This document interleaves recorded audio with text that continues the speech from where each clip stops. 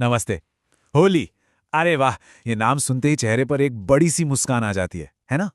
हवा में उड़ता हुआ गुलाल, घरों से आती वो गुजिया की मीठी मीठी महक और चारों तरफ बस खुशी ही खुशी। लेकिन क्या हम जानते हैं कि इस जश्न और इन रंगों के पीछे दो बहुत ही पावरफुल कहानियां छिपी हैं? तो चलिए, आज इसी बारे में बात करते हैं। हम होली के असली मतलब को समझने के लिए दो कमाल की कहानियों की गहराई में उतरेंगे। एक है अटूट आस्था की और दूसरी है नटखट प्रेम की। तो सबसे पहले आइए उस जाने पहचाने खुशी भरे माहौल को महसूस करते हैं जो हर साल हमारे चारों तरफ होता है।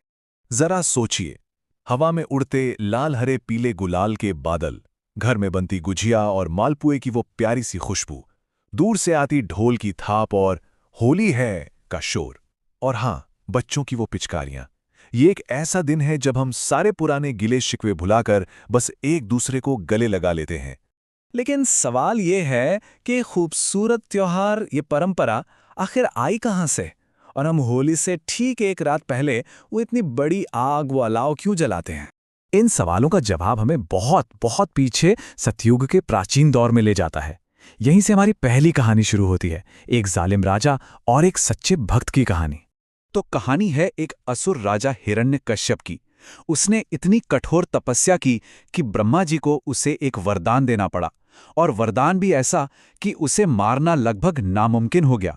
उसे ना कोई इंसान मार सकता था, ना कोई जानवर, ना दिन में, ना रात में, ना घर के अंदर, ना बाहर, ना जमीन पर, ना आसमान में, और ना ही किसी हथियार से।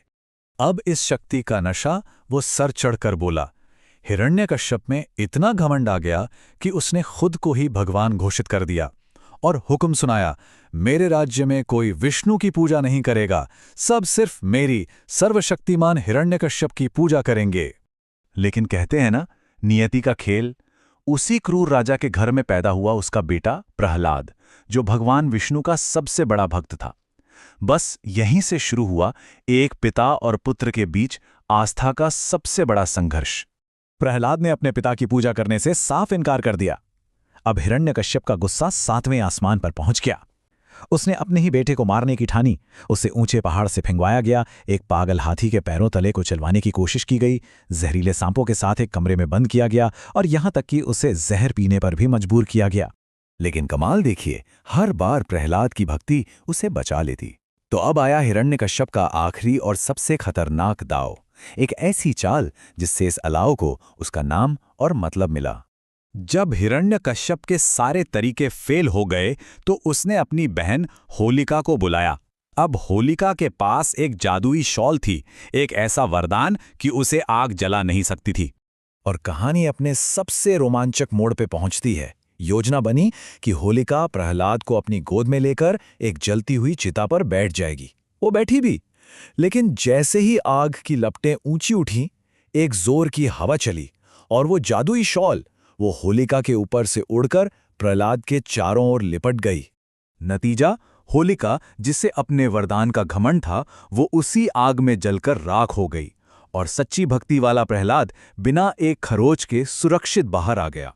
बुराई पर अच्छाई की इसी शानदार जीत को हम हर साल होलिका दहन के रूप में मनाते हैं। लेकिन ये तो कहानी का सिर्फ एक हिस्सा है। आग की बात हो गई, पर रंगों की, उनका क्या?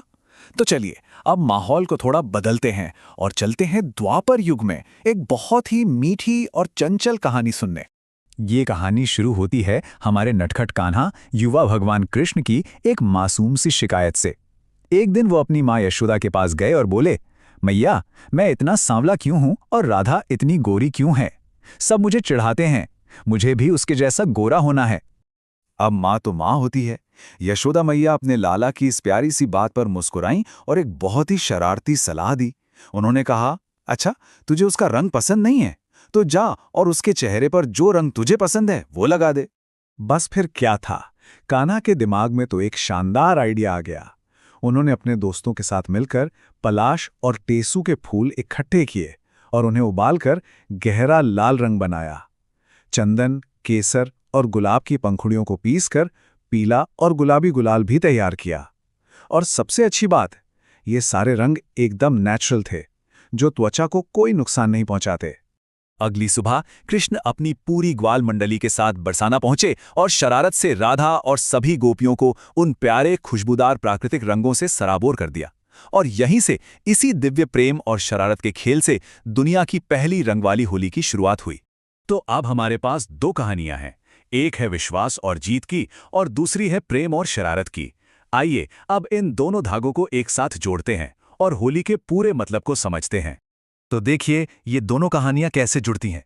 होलिका दहन, जो हमें प्रहलाद की जीत की याद दिलाता है, वो हमें एक संदेश देता है, अपने अंदर के घमंड, ईर्ष्या और नफरत जैसी बुराइयों को इस आग में जला दो।